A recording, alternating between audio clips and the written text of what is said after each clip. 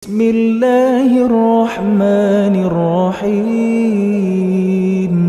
Assalamualaikum warahmatullahi wabarakatuh. A'udzu billahi minasyaitonir rajim. Bismillahirrahmanirrahim. Alhamdulillahirabbil alamin. Wassalatu wassalamu ala asyrafil anbiya'i wal mursalin wa ala alihi wa sahbihi ajmain, amma ba'du. Anak-anakku semuanya, santriwan-santriwati, mudah-mudahan selamat. Yang masih berada di rumah, khususnya kelas 7 yang saya cintai, alhamdulillah pada kesempatan kali ini kita semuanya masih diberikan kesehatan oleh Allah Subhanahu wa taala, sehingga pada kesempatan kali ini kita masih bisa bertatap muka walaupun tidak secara langsung. Semoga anak-anakku semuanya masih tetap semangat dalam mempelajari kajian agama. Baik anak-anakku semuanya, untuk kesempatan kali ini kita masih akan belajar tentang kitab hadis, yaitu kitab Arba'in Nawawi untuk kelas 7. Baik anak-anakku semuanya, sebelum kita mulai kajian pada kali ini, marilah kita membaca surat Al-Fatihah bersama-sama. Semoga kita selalu mendapatkan kesehatan dari Allah, selalu mendapatkan perlindungan dari Allah Subhanahu wa taala. Amin Allahumma amin. Bismillahirrahmanirrahim. Wa imaratillah syafaati Rasulillah. Al-Fatihah. A'udzu billahi minasyaitonir rajim. Bismillahirrahmanirrahim. Alhamdulillahirabbil alamin. Arrahmanir rahim. Maliki yaumiddin. Iyyaka na'budu wa iyyaka nasta'in. Ihdinas siratal mustaqim. Siratal ladzina an'amta 'alaihim ghairil maghdubi 'alaihim waladdallin. Amin. Baik anak-anakku semuanya, silakan yang di rumah, yang masih berada di rumah untuk kelas 7, yang punya kitab Arba'in Nawawi, bisa dibuka hadis yang ke-6 halaman 11. Baik, langsung saja kita mulai. Untuk hadis yang ke-11 ini, karena hadisnya agak panjang, maka kita akan mempelajari dari separuh atau setengah dari penggalan hadis yang ada di sini. Kita mulai langsung saja hadis yang ke-6. Bismillahirrahmanirrahim. Al-hadis sadisu, hadis yang ke-6. An Abi Abdillah, dari Abi Abdillah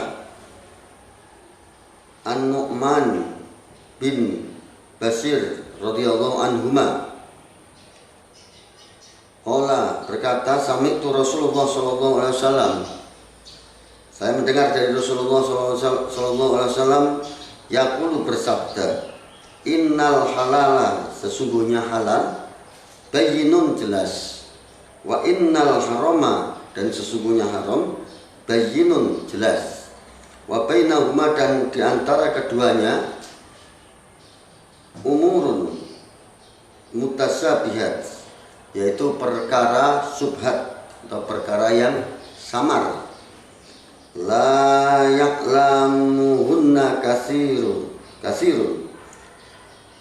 la ya'lamuhunna, yang tidak ada yang tahu, katsirun minan nas, kebanyakan manusia, katsirun minan nas, kebanyakan manusia, faman, maka barang siapa, ittaqa subhati, menjaga perkara subhat, faqad, maka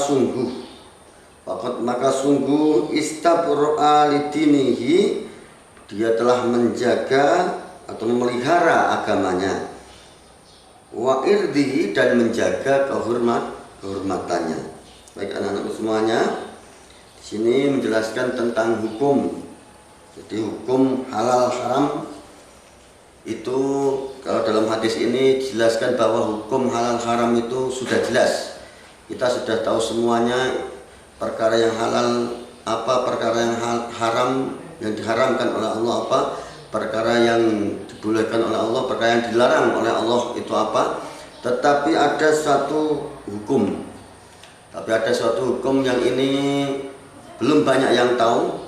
Jadi belum banyak orang yang tahu tentang hukum ini, karena hukum ini adalah subhat atau samar, yaitu antara hukum yang belum jelas antara halal dan haramnya. Ini namanya hukum subhat.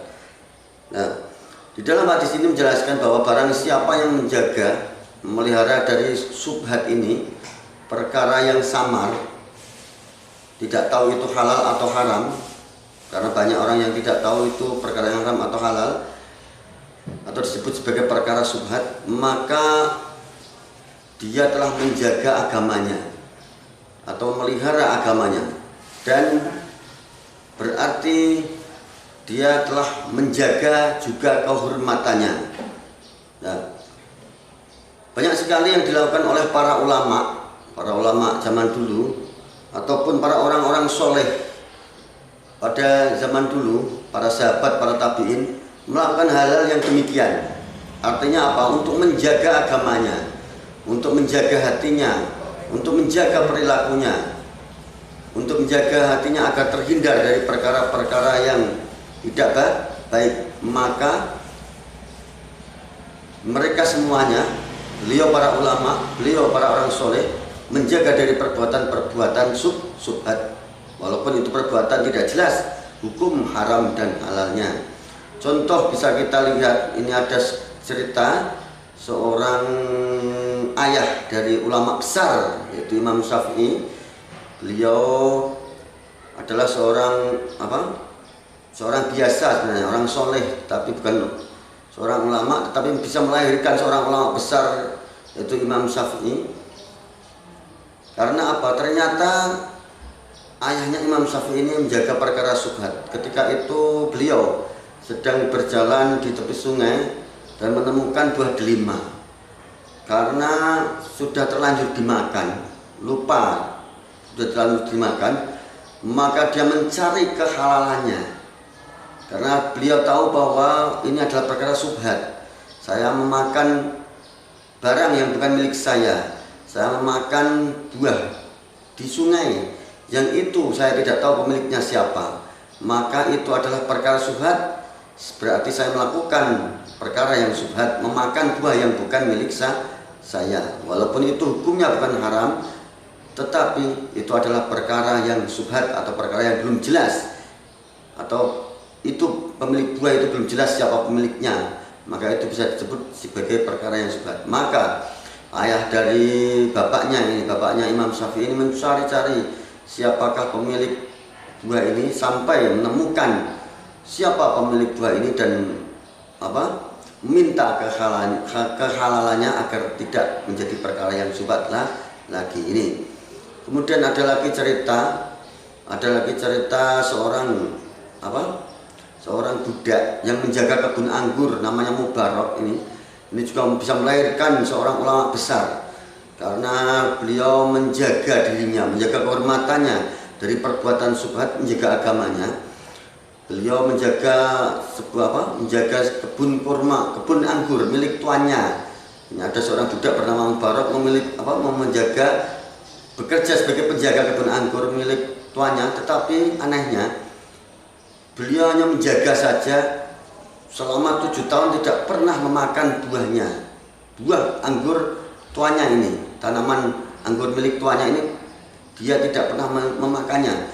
Nah ini, padahal kalau ingin memakannya sebenarnya tidak apa-apa, karena itu milik tuannya, karena dia yang menjaga, dia merawat, sudah sepantasnya dia mendapatkan hak untuk memakannya. Tetapi karena saking jujurnya seorang ini yang bernama Mubarak, dan saking dia menjaganya dari perkara yang syubhat, karena dia tidak mau memakan hal yang bukan miliknya, walaupun itu milik tuannya, tapi dia tidak mau memakannya. Nah ini adalah seorang yang menjaga kehormatannya, menjaga dari perkara syubhat, dari perkara yang belum jelas hukumnya, apakah itu halal dan haram.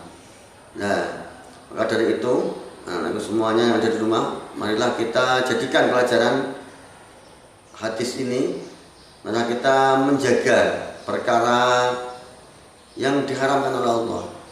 Kita menjaga perkara syubhat, karena dengan menjaga perkara syubhat, insya Allah kita akan terhindar juga dari perkara yang diharamkan oleh Allah Subhanahu wa Ta'ala. Amin, Allahumma amin. Baik anak-anakku semuanya, cukup sekian apa yang dapat saya sampaikan. Apabila ada perkataan yang kurang-kurang, saya mohon maaf yang sebesar-besarnya. Saya akhiri, wassalamualaikum warahmatullahi wabarakatuh.